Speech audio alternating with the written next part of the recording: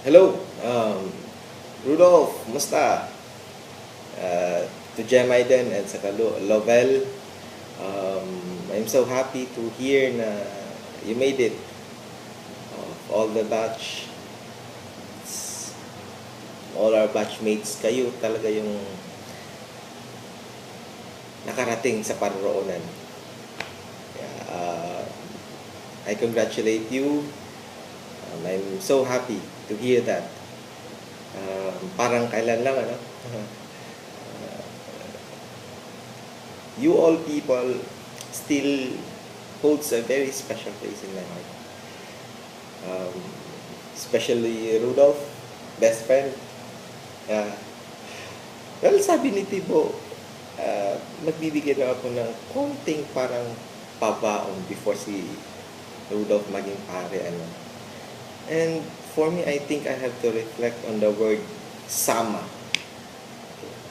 If there's some words na makaka-capture no past when I also become or became a part of your life is the word sama. For 6 years, nagkasama tayo. And also, in those times, hindi rin mawawala talaga na magkasamaan ng loob. Kaya naging best friend kita eh. I still remember nung nasa aspirancy. Infirmarians tayo. Tayo yung nag-aalaga ng mga may masama ang kalooban. But in the end, nagkasamaan ng loob.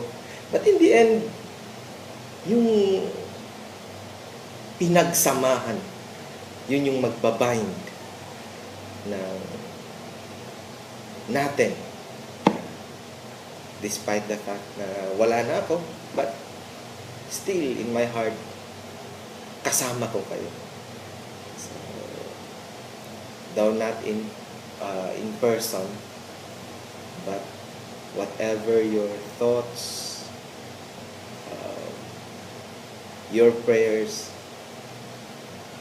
yung pinagsamahan, yung time na nagsama tayo, I always treasure them in my heart.